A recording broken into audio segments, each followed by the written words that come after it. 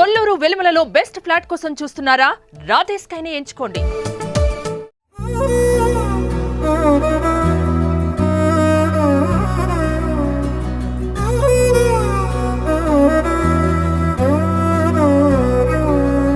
నిసగరి మగ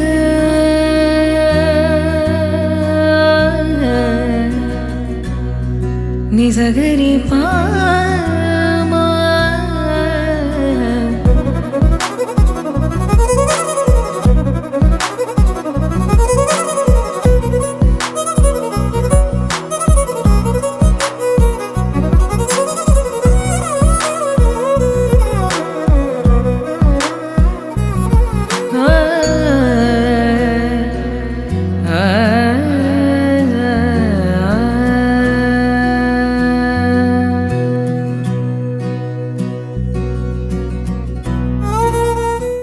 అందరికీ నమస్కారం.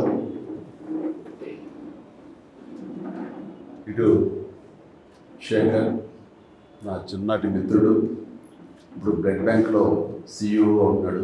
అలాగే మరొక మిత్రుడు శ్రీజోస్ నాయుడు, ఈయన సిఎఫ్ఓగా ఈ బ్లడ్ బ్యాంక్కి తన సేవలు అందిస్తున్నాడు. సార్ మీకు అందరికీ తెలుసు, స్వామి నాయుడు అలుపెరగని సైనికుడిలాగా మనల్ని తన జీవితాన్ని అంకితం చేసి ఇట్లా కొనసాగిస్తాడు. అది నాకు ఎనలేని స్ట్రెంగ్త్. వీళ్ళందరూ నాకు వెన్నుదన్నుగా ఉండి ఈ కార్యక్రమం, ఈ బ్లడ్ బ్యాంక్, ఇతర సేవా కార్యక్రమాలు ఏది తలపెట్టినా సరే సజావుగా ముందుకు సాగడానికి మీరందరూ కూడా నేను సైతం అన్నట్లుగా మీరందరూ ముందుకు రావటం. కాబట్టి ఇది ఈ రోజున ఒక నిరంతర జీవనదిలాగా ఈ సేవా కార్యక్రమం సాగిపోతూ ఉంది. రేపొద్దున మనం ఎక్కడున్నా, ఎలా ఉన్నా, ఏమైనా ఈ సేవా కార్యక్రమం మాత్రం ఆగదు. ఇది నిరంతరం ముందుకు సాగిపోతుంది. దాని ప్రకారం ప్రారంభమైంది. నా రక్తం పంచిన, రక్తం ఇచ్చిన నా తమ్ముళ్ళు, నా సోదరిమణులు, వీళ్ళందరి యొక్క సహకారంతో ఇది కొనసాగుతుంటుంది. ఇది జీవితంలో నాకు ఎనలేని సంతృప్తి. దానికి కానీ ప్రతి ఒక్కరికి నా హృదయపూర్వక ధన్యవాదాలు ఎప్పుడూ తెలియజేసుకుంటూనే ఉంటాను. ధన్యుడిని. మనం ఏదైనా ఒక మంచి చేయాలి అని అనుకుంటే దాని ప్రతిఫలం ఆశించకూడదు. మన లక్ష్యం ఏమిటి, అది చేరుకోవడం కోసమే మన ప్రయత్నం ఉండాలి తప్ప దాని పర్యవసానం ఏమిటి, దాని ఎండ్ రిజల్ట్ ఏంటి, దాని ప్రతిఫలం ఏంటి అనేది మాత్రం ఆశించకూడదు. అలా ఆశించి నేను చేయలేదు. ఈ తలపెట్టినప్పుడు రక్తం అనేది ఇవ్వటం అనేది చాలా గగనం. ఎవరు ఇచ్చేవాడు కాదు, ఇవ్వడానికి మానసిక ధైర్యం కూడా లేదు ఎవరికి. ఇస్తే ఏమైపోతాం, బలహీనపడిపోతామేమో అన్నట్టు ఇవ్వలేని పరిస్థితులు. ఆ ఇచ్చేవాళ్ళు ఎవరైనా ఉంటే కనుక బ్లడ్ బ్యాంక్ వెళ్తే 4 డబ్బులు వస్తాయి అంటూ గట్టిగా పేదరికంలో ఉన్నవాళ్ళు, కూలీ నాలి చేసుకుంటున్న వాళ్ళు మాత్రమే ఆ బ్లడ్ బ్యాంక్, ఆయా బ్లడ్ బ్యాంక్స్ వాళ్ళు వాళ్ళకి తీసుకుని వచ్చి డబ్బులు ఆశ చూపించి ఆ బ్లడ్ని తీసుకునేవాడు. అంతే తప్ప నిజంగా ధారాళంగా ఈ రోజున మీరు అందరూ ఇస్తున్నట్లుగా అలా ఇచ్చే రోజులు కాదు. అలాంటి పరిస్థితుల్లో నేను ఎన్నోసార్లు చెప్పాను, కానీ మరొకసారి చెప్పుకోవాలనిపిస్తుంది. మనం రక్తం దొరకక, సమయానికి అందక ఎంతోమంది చనిపోతున్నారు. ఒక 2 బాటిల్స్ రక్తం దొరికితే కనుక ప్రాణాలు నిలబడేవి అని అన్ని పేపర్లో వచ్చినప్పుడు నాకు చాలా ఆశ్చర్యం వేసింది. అప్పుడు కూడా నాకు అవగాహన లేదు. నేను కూడా ఈ షూటింగ్ నిమిత్తం అలా ఉండి బిజీగా ఉండే ఆలోచనలో ఎప్పుడూ వాటి పక్క దృష్టి సారించలేదు. అది తెలుసుకున్న తర్వాత చాలా నిద్ర పట్టలేదు నాకు. యాక్సిడెంట్స్ అయ్యి కానీ, డెలివరీ సమయంలో అధిక రక్తస్రావం జరిగి కానీ, తలసేమియా వ్యాధిగ్రస్తులు కానీ, లుకేమియా వ్యాధిగ్రస్తులు కానీ ప్లేట్లెట్స్ లేక చనిపోతున్నారంటే నాకు చాలా బాధ అనిపించి, మనకి ఎంతోమంది అభిమానులు ఉన్నారు. వీళ్ళందరూ తలుచుకుంటే కనుక ఇది ఒక దేదీప్యమానంగా ముందుకు సాగిపోతూ ఉంటుంది. రక్తం లేని కొరత కొంతవరకైనా మన రాష్ట్రంలో తగ్గించే అవకాశం ఉంటుంది. అంత పొటెన్షియాలిటీ ఉంది, అంత శక్తివంతులు వీళ్ళు అన్గైడెడ్ మిసైల్స్ లాంటి వాళ్ళు. వీళ్ళని గైడెడ్ అంటే సరైనటువంటి సక్రమంగా మార్గం చూపగలిగితే కనుక వీళ్ళందరూ కూడా అద్భుతమైన సమాజ సేవకులు అవుతారన్న ఆ స్ఫురణకు రావటం. నేను కొంతమంది మిత్రులతోటి వాళ్ళతోటి బ్లడ్ బ్యాంక్ స్థాపించాలి అంటాం. స్వామినాయుడు నువ్వు పూర్తిగా దీనికి అంకితమై ఉండాలి అంటే తనతో ఉన్నటువంటి మిగతా అభిమానులకు ఉన్నటువంటి సత్సంబంధాల దృష్ట్యా వాళ్ళంతా నేను అనుకున్నాను, ఎంత నేను మోటివేట్ చేసినా, ఎంత వీడియోల ద్వారా, షార్ట్ ఫిల్మ్స్ ద్వారా, నా క్యాసెట్స్ ద్వారా, ఆడియో మెసేజ్ ద్వారా ఎంత ఇచ్చినా సరే వస్తారంటారా? ఎందుకంటే ఎవరి ప్రాణం వాళ్ళకి భయం. రక్తం ఇస్తే మనం బలహీనం అయిపోతామేమో, రక్తం ఇస్తే కనుక మనకి రక్తలేమి వ్యాధి వస్తుందేమో అంటూ అలాంటి అపోహలు ఉండే రోజుల్లో కొంతమంది అయితే కనుక మరీ రక్తం ఇస్తే కనుక అది వచ్చే జన్మలో మళ్ళీ మనకి ఏదో ఇంకోలా పుడతాం, ఏదో ఇలా చించి కావాలని చెప్పేవాడు. అండ్ ఆ సమయంలో వాళ్ళకి ఆశ చూపించాను. నన్ను కలవాలనుకున్న వాళ్ళు, నన్ను మీట్ అవ్వాలనుకున్న వాళ్ళు, నాతో ఫోటో దిగాలనుకునే వాళ్ళు ఎవరైనా ఉంటే ముందు రక్తం ఇచ్చారంటే అప్పుడు ఇస్తానని. దానికి కొంత ఉత్సాహమైన కుర్రవాడు ధైర్యం చేసి వచ్చాడు. వచ్చిన తర్వాత వాళ్ళు ఇచ్చిన తర్వాత రక్తం అనేది అది పెద్ద ఇబ్బంది కాదు అని వాళ్ళకి అర్థమైంది. సో వాళ్ళు ఎంకరేజ్ చేయడం కోసం ఇచ్చారు. వాళ్ళ సరదా తీరిపోయింది. మళ్ళీ నెక్స్ట్ ఇస్తారంటారా వాళ్ళు? వచ్చి ఎవరేమో ఇట్లా ఎంతమంది 1 or 2 years తర్వాత నా ఫ్యాన్స్ అందరు తలా ఒకసారి బ్లడ్ ఇచ్చిన వాళ్ళు అవుతారు, ఒక ఫోటో దిగేసిన వాళ్ళు అవుతారు, వాళ్ళు సంతృప్తి చెందుతారు. ఆ తర్వాత ఇది కొనసాగాలంటే ఎంత కష్టం కదా అనే డౌట్ ఉండేది నాకు. కానీ నా డౌట్ని పటాపంచలు చేస్తూ ఒకసారి ఇచ్చిన వాళ్ళు ఈ రోజులో మీలో ఉన్నారు. అట్లాగా 25 సార్లు, 30 సార్లు, 100 సార్లు, 150 సార్లు ఇవ్వడం జరుగుతుంది అంటే కనుక మీరందరూ ఆ సేవా కార్యక్రమంలో ఉన్నటువంటి ఆ మాధుర్యాన్ని, ఆ సంతృప్తి అది అందరూ అనుభవిస్తున్నారు కాబట్టి ముందుకు వచ్చి ఇంకా ఇది ఇలా కొనసాగుతుంది. అదే దృష్ట్యా నేను కూడా ఈ సేవా కార్యక్రమాలు చేస్తూ ఉన్నాను, ఇంకా కొనసాగిస్తున్నాను. నా తర్వాత చరణ్ అదే విధంగా తను కొనసాగించాలనుకుంటున్నాడంటే కనుక అందులో ఉండేటటువంటి సంతృప్తి అంతా ఇంత కాదు. ఏదైనా సరే నేను ప్రతిఫలం ఆశించకూడదు, తిరిగి ఇలా బౌన్స్ బ్యాకే వస్తుంది, మనం మంచి చేస్తే మంచి వస్తుంది, చెడు చేస్తే చెడు వస్తుందని ప్రగాఢంగా నమ్మేవాడిని. కానీ అది ఆశించి కాదు, మన ధర్మంగా నేను నెరవేర్చుకుంటూ వెళ్ళిపోతుంది. సమాజం నాకు ఇంత ఇచ్చినప్పుడు ఈ సమాజం రుణం ఏమి ఇచ్చి తీర్చుకోవాలని ఉత్తమ మాటలు అంటాం కాదు, ఇలా ఇచ్చి తీర్చుకోవాలనేది నేను ప్రాక్టికల్గా చేస్తాను. ఇందాక అమర్నాథ్ రెడ్డి అన్నట్లుగా ఏదైనా సరే చేసి ఆ తర్వాత చెయ్యండి అని చెప్పడం అనేది కరెక్ట్. ఎందుకంటే మనం ఎవరైనా వైపు ఇలా చూపించినప్పుడు 3 ఏళ్ళు మన వైపు చూపిస్తుంటాయి. కాబట్టి నువ్వేం చేసావు సమాధానం చెప్పడం దానికి సమాధానంగా నేను ప్రారంభించి ఆ తర్వాత చెయ్యండి అంటారు. నాకు ఒక గట్ ఫీలింగ్ ఉంటుంది, నాకు ఒక ధైర్యం ఉంటుంది. సో అలాగే నేను చేయటంలో కృతకృత్యుని అయ్యాను ఈ రోజున. కానీ ఈ చేసే దాంట్లో మంచి తిరిగి ఎలాగ వస్తుంది, ఒక రక్షణ కవచంలాగా మనం ఎలా కాపాడుతుంది అనేది నేను చాలా ప్రాక్టికల్గా చదివి చూసాను. ఇలాంటి చాలామంది ఉంటారు. చాలామంది వాళ్ళ ప్రతిస్పందన నాకు దాకా చెప్పే అవకాశం ఉండకపోవచ్చు, నేను కూడా చేయలేకపోవచ్చు. కానీ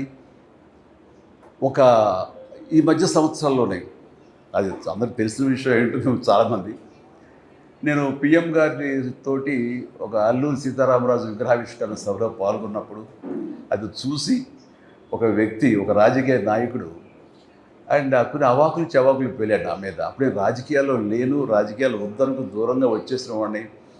అయితే నా మీద ఏదో గౌరవంతో నన్ను ఎంకరేజ్ చేయాలనో, లేకపోతే ఆ జిల్లా వాడిని కాబట్టి, పశ్చిమ గోదావరి జిల్లా వాడిని కాబట్టి, అక్కడ ఒక సెలబ్రిటీ కాబట్టి నన్ను అక్కడ ఆ కార్యక్రమంలో నన్ను కూడా అక్కడ పార్టిసిపేట్ చేసిన అవకాశం ఇద్దామనో ఏదో ఆయన పిలిచారు. సరే వెళ్ళారు. కానీ ఆ సదరు వ్యక్తి నా మీద అవాకులు చవాకులు మాట్లాడు. దానికి అర్థం లేదు, ఏమీ లేదు. నేను ఒకటే, అది నేను కానప్పుడు అది నన్ను అంటదు, నన్ను తాకదు, నేను ఫీల్ అవ్వను. ఆ అన్నవాడి నోరే అది అతని స్వభావం. సో నా స్వభావం ఏంటంటే నేను అలాంటి వాటికి స్పందించను, ఏమి చేయను. కానీ నన్ను ప్రేమించే వాళ్ళు స్పందించకుండా ఉండరు. వాళ్ళ స్పందన ఎలా ఉంటుంది అంటానికి ఈ ఉదాహరణ చెప్పాలనుకుంటున్నాను.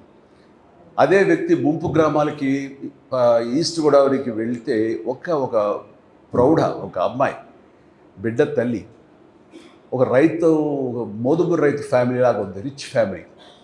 ఆ అమ్మాయి ఆ వ్యక్తిని నానా దుర్భాషలు ఆడుతూ ఏకంగా తిడుతూ ఉంటే తలంచుకుని అలా కాము వెళ్ళిపోతున్నాడు ఆ చిన్న పడవలో. మళ్ళీ తిరిగి వస్తావు కదా, నేను ఎంత చూస్తాను అని మాట్లాడుతుంటే నేను ఎవరో నాకు ఆ క్లిప్పింగ్ ఎక్కడో నాకు తారసపడి నేను చూశాను.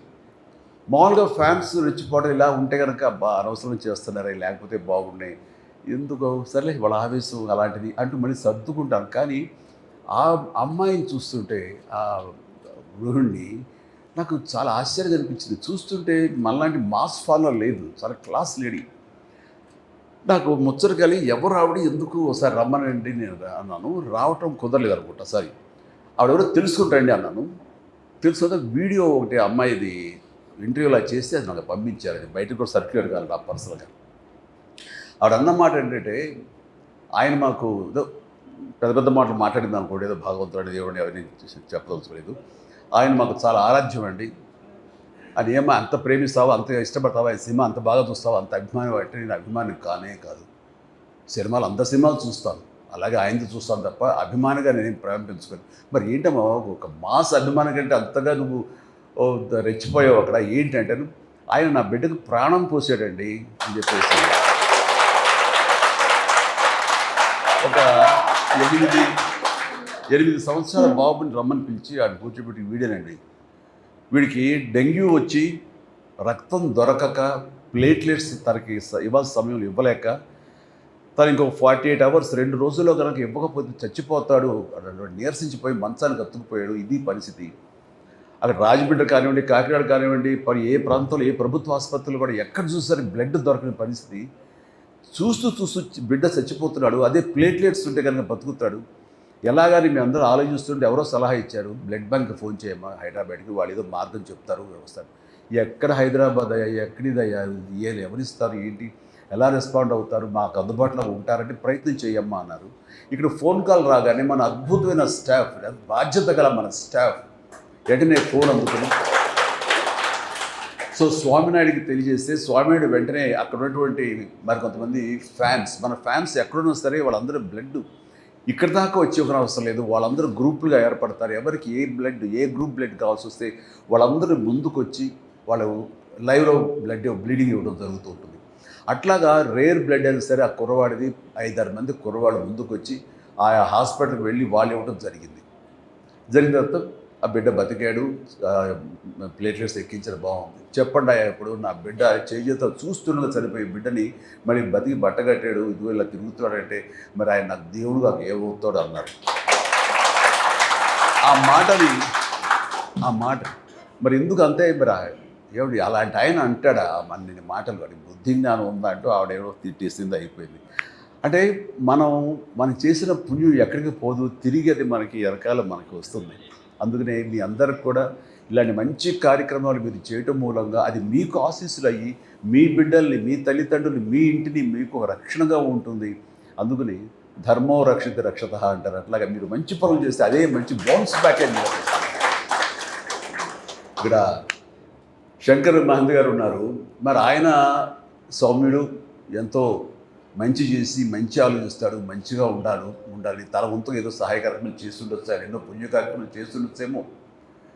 ఆయనకి సంబంధం లేకపోయినా సరే ఆ యొక్క ధర్మం అది ఆయన భార్యని కాపాడగా చేసింది తప్ప ఇందులో మా ఎవరి గొప్పతనం కాదు. అది ఆ విధి, ఈ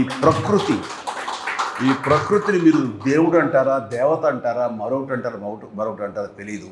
ఈ power of this magnetism, power of this energy ఎప్పుడు మంచి అయితే మంచిగానే, నెగిటివ్ అయితే నెగిటివ్గానే ఎప్పుడు బౌన్స్ బ్యాక్ అవుతుంది. కాబట్టి మంచిగా ఆలోచించండి, మంచి చేయండి, సేవా కార్యక్రమాలు చేయండి, 10 మంది ఆశీస్సులు తీసుకొని ఇలాగ మీరు మీ కార్యక్రమాలు కానీ మీ దినచర్య కానీ ఉంటే కనుక ఖచ్చితంగా మీకు ఎనలేని సంతృప్తి ఇస్తుంది. శాంతంగా ఉంటారు, మనస్ఫూర్తిగా హాయిగా నిద్రపోతారు. నేను చేసేది అదే. చాలామంది అంటారు ఏంటి ఇప్పుడు కూడాను ఇంత వయసులో కూడా ఏంటి మీరు అంత ఇదిగా ఉంటారు, అంత యంగ్ లుక్లో ఉంటారు. దీన్ని ప్రత్యేకించి ఎవరు చేసి కాదు, ఇది మనసు ప్రశాంతంగా పెట్టుకుంటాను. ఎవరు ఎన్ని రకాలుగా నన్ను ఆడిపోసుకున్నా, దుర్భాషలు ఆడినా, లేకపోతే అకారణంగా నన్ను ఏమైనా అన్నా సరే నేను పెద్ద రియాక్ట్ అవ్వను. అదే స్థితప్రజ్ఞ అంటే స్థితప్రజ్ఞ అనే పెద్ద మాట నేను వాడను, కానీ అది నాకు తగలవు. అది నేను కాదు కాబట్టి నేను దాన్ని ఓన్ చేసుకోకపోతే కనుక వాళ్ళ మాట నన్ను బాధించవు. అందుకని ఎప్పుడు మనసు ప్రశాంతంగా ఉంచుకుంటాను, హాయిగా నిద్రపోతాను, నాకు పని ఉంటే కష్టపడి పని చేస్తాను ఏ రోజుకి, అంతే తప్ప మరొకటి కాదు. అండ్ ఇంత ధైర్యంగా ఈ సేవా కార్యక్రమాలు కొనసాగుతూ ఉన్నానంటే అది మీరందరి సహాయ సహకారాలే. ఆ వ్యక్తి, ఆ గృహిణి ఆ మాట అన్న తర్వాత నేను కాదమ్మా, ఎవరైతే కనుక బ్లడ్ డొనేట్ చేస్తున్నారో వాళ్ళు ఆ రక్తదాతలు నిజమైన దేవుళ్ళు. వాళ్ళు ప్రాణప్రదాతలు అని చెప్పి అదంతా కలిపి మీకే ఇస్తున్నాను, అది మీ పుణ్యం, అది నేను సంధానకర్త, నేను ఒక వెపన్ అంతే, మధ్యలో ఒక ఆలంబన అంతే తప్ప దీని పూర్తి బాధ్యత, పూర్తి పుణ్యం, పూర్తి సంతృప్తి అంతా మీది. ఓకే, ఒక మంచి కార్యక్రమం మీతో చేయించగలుగుతున్నాను అన్న సంతృప్తి నేను ప్రతి దినం నేను ఫీల్ అవుతుంటాను. అండ్ ఈ కార్యక్రమానికి ప్రత్యేకించి మనం ఇలా మంచి పనులు చేస్తుంటే నా స్నేహితులు ఇద్దరు సిటీఓగాను, ఈయన ఒక చార్టెడ్ అకౌంటెంట్గా ఉండి తన స్కూల్స్ ఉండి ఆయన ఎడ్యుకేషనిస్ట్గా ఉంటూ ఇప్పుడు ఈ కార్యక్రమం చేస్తుంటే మాకు ఏదో జీవితకాలం అంతా ఏదో ఒక ఇలాంటి కార్యక్రమాలతో చేసుకుంటూ వచ్చాం, కానీ ఒక సంతృప్తి అనేది తెలియదు. నేను చెప్పాక సంతృప్తి, ఆ సంతృప్తి కోసం మేము పరితపిస్తున్నాం, ఏం చేయాలో తెలియట్లేదు. ఇక్కడ ఏదైనా ఒక పని ఉంటే చేస్తాం మాకు అని. ఇప్పుడు మీరు చాలా పెద్దోళ్ళు అయ్యా, ఇప్పుడు మిమ్మల్ని పోషించేంత శక్తి బ్లడ్ బ్యాంకు లేదు, మీరందరూ లక్షల్లో సంపాదించుకున్న వాళ్ళు, అది ఏదంటే చిచ్చి డబ్బు ప్రసక్తి కాదు, మేము సంపాదించుకున్న మాకు చాలు. ఇక్కడ ఉండి ఫ్రీ సర్వీస్, ఆనరీ జాబ్ ఏదో ఒకటి ఇస్తే కనుక ఫ్రీ సర్వీస్ చేస్తామంటూ శేఖర్ కానీ, స్వామినాయుడు కానీ, మన నాయుడు కానీ వీళ్ళందరూ ఉన్నారు. అంటే ఇది ఈ పుణ్యంలో మా వంతు కూడా మేము సైతం అంటే వాడు ముందుకు వచ్చారు. వీళ్ళందరినీ మీ సభాముఖంగా నేను మనస్ఫూర్తిగా అభినందిస్తున్నాను. సో ఈ రోజున మీరు అందరూ వచ్చారంటే ఏం ఆశించి వచ్చి ఉంటారు? వీళ్ళలాగానే ఇందులో కూడా మనం పార్టిసిపేట్ చేయాలి. మన APTA American progressive Telugu association ఆ సంస్థ వాడు 3 రోజులుగా సదస్సు నిర్వహించారు. అందులో లాస్ట్లో నేను వెళ్ళటం జరిగింది. వాళ్ళందరూ కూడా నేను అదే వాళ్ళకి చెప్పాను. వాళ్ళల్లో ప్రత్యేకించి నేను సినిమా యాక్టర్గా ఉన్నవాడిని, కొద్ది కాలం పాటు పొలిటికల్గా ఉన్నా సరే కార్పొరేట్ సంబంధించినటువంటి ఆ యంగ్ ఎంటర్ప్రినర్స్ సంబంధించినటువంటి సదస్సులో నేను ఏం మాట్లాడగలను? ఎంటర్ప్రినర్షిప్ కానీ కార్పొరేటివ్ అని అంటే వీటికి సరైన స్పెల్లింగ్ కూడా తెలియదు నాకు. నేను పూర్తిగా వ్యాపారాలు కానీ వీటికి కానీ చాలా దూరంగా ఉంటాను. కానీ నన్ను పిలిచారు కరెక్టేనా అని అన్నప్పుడు నేను వాళ్ళ దగ్గరికి వెళ్ళినప్పుడు ఒకటే మాట్లాడాను. నాకు ఇందాక వస్తూ గూగుల్ చేశాను, ఏంటి యంగ్ ఎంటర్ప్రినర్షిప్ అంటే ఏంటి, లక్షణాలు ఏంటి, ఎలాగా అనే దాని మీద తీసుకుంటే కొన్ని పాయింట్స్ ఉన్నాయి. అండ్ ఒక లక్ష్యం ఉండాలి మనకి, దాన్ని సాధించడానికి పర్సివరెన్స్ ఉండాలి, నిరంతర కృషి ఉండాలి, అండ్ డిటర్మినేషన్ ఉండాలి, పట్టుదల ఉండాలి. మనం ఒక్కోసారి ఓటమి పొందినా సరే అది ఏమాత్రం వెనకంజ వేయకూడదు. అండ్ మీరు తయారు చేసే కమ్యూనిటీ ఆల్రెడీ మార్కెట్లో ఉంది కదా, మనం ఏంటి కొత్తగా ఇవ్వగలం, ఏంటి కొత్తగా చేయగలం, ఏ డిసప్పాయింట్మెంట్ ఉండకూడదు. నీ ప్రోడక్ట్ మీద నీకు నమ్మకం ఉండాలి, బలమైన నమ్మకం ఉండాలి అంటూ ఇలా కొన్ని పాయింట్లు అనుకుంటే వాటి మీద ఏది మాట్లాడదాం అనుకుంటుండగా నాకు అనిపించింది ఇవన్నీ నేను ఆచరించినవే కదా. ఈ రోజున ఎంటర్ప్రినర్లో ఈ లక్షణం ఉండాలి అంటే నేను కార్పొరేట్ కాదు, నేను ఏదైనా ఒక బిజినెస్ మ్యాన్ కాను, కానీ సినిమా యాక్టర్గా వెళ్ళాలి అని నేను నిర్ణయం తీసుకున్న తర్వాత, సినిమాలో ఉండాలని నిర్ణయం తీసుకున్న తర్వాత ఈ పాయింట్ అన్నీ కూడా నేను ఆచరించానే. వీళ్ళకి చెప్పేటప్పుడు నేను ఆవిష్కరించుకుంటే సరిపోతుంది కదా అనిపించింది నాకు. అలాగే ఆ రోజు చెప్పాను, ఎవరో తెలీదు, ఎక్కడో తెలీదు, నేను మారుమూల ఎక్కడో మొగల్తూరులో ఉన్నాను. అయితే అమ్మా నాన్నగారితో పాటు ఆయా ఒంగోలు, పొన్నూరు, బాపట్ల, చీరాల ఇలాంటి చోట్ల నేను నాన్నగారితో పాటు స్కూలింగ్ అంతా చేశాను. అంటే బాగా ఇందాక అమర్నాథ్ రెడ్డి చెప్పినట్టుగా అంత కడు పేదరికం కాకపోయినా సరే చాలా అప్రిషియేట్, వాళ్ళకి పట్టుదల కృషి ఉండబట్టే ఈ రోజున అతను అంత చదువుకొని అంత సమర్థత తాను సంపాదించుకోవాలి. అలాంటి వాళ్ళు చూస్తుంటే మన మనస్ఫూర్తిగా మనం అభినందించాలి.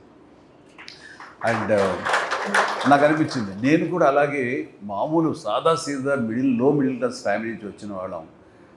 అండ్ అక్కడికి వెళ్ళి మనం సాధించగలమా అనే అంటంలో ఆ ఇంట్రెస్ట్ ఉంది, ఎలా సాధించగలం నమ్మకం, బలీయమైన నమ్మకం, డౌట్ లేదు. అలా డౌట్ పెట్టుకుంటే ఏది సాధించను, నేను చేయగలను, నా టాలెంట్ మీద నాకు నమ్మకం ఉంది. అప్పుడు గొప్పగా ఇప్పుడు చూస్తుంటే అప్పుడు చేస్తుంటే ఫిలిం యాక్ట్ అయినా చూస్తే కొంచెం నవ్వుస్తుంటే ఇంత ఎమర్జెన్సీగా చేశాను అది, కానీ అప్పట్లో అది చాలా గ్రేట్గా నేను డెలివరీ చేశాను ఫీలింగ్. అండ్ ఇందాక ఎంటర్ప్రినర్షిప్ గురించి చెప్తున్నప్పుడు బయట ఒక కమ్యూనిటీ ఆల్రెడీ ఉంది కదా, మన ఎవరు ఆదరిస్తారంటే ఈ ప్రత్యేకతను అందరూ పొందుపరిస్తే కనుక మన కన్జ్యూమర్స్ ఆటోమేటిక్గా దానికి అట్రాక్ట్ అవుతారు. అండ్ ఆల్రెడీ సినిమా ఇండస్ట్రీలో అద్భుతంగా డ్యాన్స్లు ఫైట్లు చేసే హీరోస్ ఉండగా నువ్వు వెళ్ళి మీరు కొత్తగా క్యాటర్ చేసేది ఏముంది, నువ్వు వెళ్ళి అక్కడ వాళ్ళని రాణించేలాగా అల్లించేలాగా చేసేది ఎలాగా అని డౌట్ లేదు నాకు. ఖచ్చితంగా పూర్వకాలంలో కొన్ని సినిమాల్లో సాంగ్స్ మినీ ఇంటర్వెల్స్ లాగా బయటికి వెళ్ళిపోయేవాడు దేనికో దానికో. అండ్ అలాంటిది నేను వాళ్ళని వెళ్ళనివ్వకూడదు, అరెస్ట్ చేయాలి, వాళ్ళని నిలువరించాలి, కూర్చోబెట్టాలి, అది నా ప్రత్యేకత అనుకున్నాను. ఆ రకంగా నేను డ్యాన్సులు ఫైట్లు ఎప్పట్లాగే గతంలాగే ఉన్నా సరే నా ప్రత్యేకత చూపించుకున్నాను. వాళ్ళు రిపీట్ అనేలాగా. ఇప్పుడు డిజిటల్గా ఇదైన తర్వాత ఇప్పుడు కుదరదు, కానీ ఇదివరకు రీల్స్ చేసి ప్రొజెక్ట్ దగ్గర మళ్ళీ రిమైండ్ చేసి మళ్ళీ ఎంచుకునేవాడు. ఆ రకంగా రిపీట్ చేయించుకోగలిగానంటే నా ప్రత్యేకత నేను చూపించగలిగాను. ఆ ప్రత్యేకత నాకు ఎంతటి పొజిషన్ తీసుకొచ్చిందంటే, ఎవరినో పెట్టి సినిమా చేద్దాం అనుకుంటే ఆ డిస్ట్రిబ్యూషన్ వాళ్ళు, ఆ డిస్ట్రిబ్యూటర్స్ వాళ్ళు ఇప్పుడు ఇప్పట్లాగా ఈ కొనుగోలు లేదు, బయర్స్ సిస్టమ్ లేదు, డిస్ట్రిబ్యూషన్. వాళ్ళు డబ్బులు ఇస్తేనే ప్రొడ్యూస్ సినిమాలు తీసేవాళ్ళు. అందుకని వాళ్ళ కనుసన్నల్లో ఉండాలి, వాళ్ళ దయాభిక్ష మీద ఉండాలి. అలాంటి పరిస్థితుల్లో వాళ్ళు వచ్చిన తర్వాత ఇతనితోడైతే కనుక మేము ఇంత డబ్బులు ఇస్తాము, మిగతా ఎవరితోడైతే మాత్రం అంత బడ్జెట్ ఇవ్వలేము అని వాళ్ళు చెప్పినప్పుడు ఏంటి ఇంత ప్రత్యేకత అంటే, ఆడియన్స్ని రిపీట్గా వచ్చేలా చేస్తున్నాడు. అయ్యా ఇతనైతేనే మా డబ్బులు గ్యారెంటీ, మినిమం గ్యారెంటీ ఉంటుంది, ఇతను పెట్టండి. సో ఈ సినీ పరిశ్రమ ముందుగా నన్ను ఆదరించింది కాదు, ప్రేక్షకులు ఆదరించారు, అభిమానులు నన్ను భుజాల మీద ఎత్తుకున్నారు. వాళ్ళు చూసిన తర్వాత వీళ్ళ డిస్ట్రిబ్యూషన్ వాళ్ళు ఇక్కడ వాళ్ళ ఇన్ఫ్లుయెన్స్ తోటి ఇక్కడ ఆ స్థానం సుస్థిరమయ్యేలాగా ఉంది. ఆ తర్వాత ఈ కళాంతలి నన్ను అప్పులు చేర్చుకుంది. కాబట్టి నేను ఎప్పుడు కూడాను మీ అభిమానులకి కృతజ్ఞునై ఉంటాను. ఆ కృతజ్ఞతా భావంతోనే ఉంటాను. అండ్ అంత నమ్మకం మీ మీద ఉంది కాబట్టే ఈరోజు కూడా ఇంత బ్లడ్ డొనేషన్ అనేది, రక్తదానం అనేది సజావుగా సాగిపోతుందంటే కనుక అదంతా మీ సంకల్ప బలం. అండ్ నాకు ఈరోజు చాలా సంతోషంగా ఉంది. ఇలాంటి ఫ్రీక్వెంట్గా మనం కలుసుకుంటున్నాం. ఇంకా ఎంతోమంది ఇచ్చిన వాళ్ళు ఉన్నారు, వాళ్ళందరినీ ఇక్కడ అకామిడేట్ చేయలేక ఇవాళ కుదరలేదు, కానీ వాళ్ళందరినీ. అండ్ స్వామినాయుడు ఇలా ఫ్రీక్వెంట్గా అప్పుడప్పుడు చేస్తూనే ఉండు, నా అవైలబిలిటీని చూసుకుని. ఇంకొకసారి సమయాలు ఉంటే కనుక మన చరణ్ కూడా చేస్తుంటాడు. So thank you.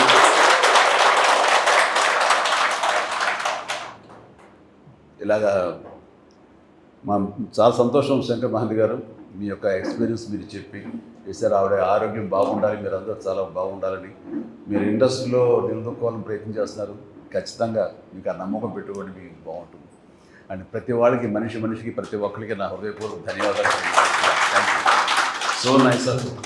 ఇది మీ ఇల్లు లాంటిది, ఎనీ టైం రావచ్చు, వచ్చినప్పుడల్లా రక్తం లాగేసుకుంటారేమో భయపడక్కర్లేదు. మీకు అనుకున్నప్పుడు, మీకు అనిపించినప్పుడు, ఇస్తే బాగుంటుంది అనుకున్నప్పుడు డెఫినెట్గా ఇవ్వండి. ఆ ఎల్లేని సంతృప్తి ఇస్తుంది మీకు. Thank you so much. Love you all కార్యక్రమం.